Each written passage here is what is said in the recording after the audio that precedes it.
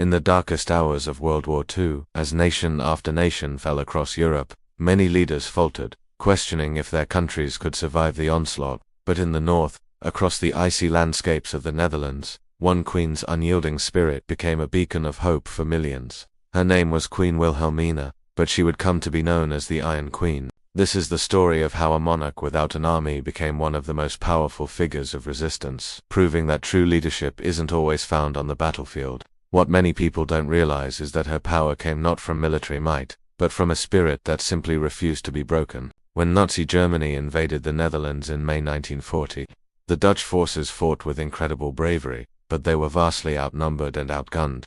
The situation seemed hopeless. Many expected Queen Wilhelmina to do what other exiled leaders did, surrender quietly or fade into obscurity. But she was not like other leaders. As the invasion tore through her country, she stood before her advisors, her resolve like steel. She declared firmly that she would not surrender, that the fight would continue, no matter what. She wasn't fleeing her palace to hide.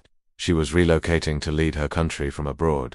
This decision was a gamble, but it was one she was willing to take for her people. Her journey led her to London, the heart of the Allied war effort. It was here that Queen Wilhelmina transformed from a traditional monarch into a formidable leader of the resistance. She found a new weapon, one that could cross borders and bypass enemy lines. The radio. Through Radio Oranje or Radio Oranje, she began broadcasting messages of hope, defiance, and encouragement directly to her people back in the occupied Netherlands.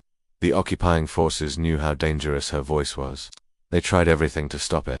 They jammed the frequencies and made it a crime to listen to her broadcasts, punishing anyone caught tuning in. But the Dutch people were resourceful and defiant. They huddled in secret, around hidden radios, risking their lives just to hear her voice.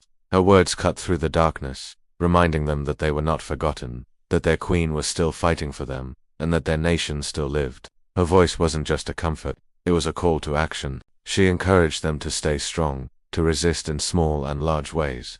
Her leadership inspired the growth of underground networks and resistance groups that worked tirelessly to undermine the occupation. They sabotaged enemy operations, protected those being persecuted, and kept the spirit of freedom alive. Queen Wilhelmina's broadcasts became so influential that they were closely monitored by the occupying authorities, who saw her as a significant threat to their control. But she never stopped. She used her platform to fiercely criticize the regime, exposing its injustices to the world. She encouraged civilians to protect one another, to shelter their neighbors, and to disrupt the brutal policies of the occupiers.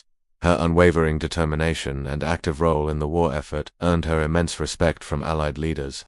Winston Churchill, in particular, admired her strength and decisiveness, recognizing her as a crucial ally in the fight for freedom.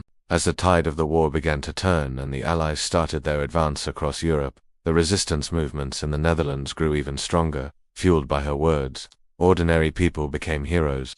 They sabotaged supply routes, disrupted communication lines, and sheltered those in hiding, all while waiting for the day their homeland would be free. Across the country, one phrase was whispered in the streets, a promise of liberation: the Queen will return. By 1944, that promise began to come true. As parts of the southern Netherlands were liberated, Queen Wilhelmina didn't wait in London. She traveled to the front lines herself, meeting the soldiers and civilians who had fought and suffered for so long. Her presence was a powerful symbol of resilience. For communities that had endured years of hardship, fear, and loss, seeing their queen return brought an overwhelming sense of emotional relief. It was proof that their struggle had not been in vain. Finally, in May 1945, with the surrender of Germany, the war in Europe was over. Queen Wilhelmina returned to a liberated Netherlands. The scenes were incredible. Crowds flooded every street, bells rang from every church tower, and the Dutch flag flew freely once more.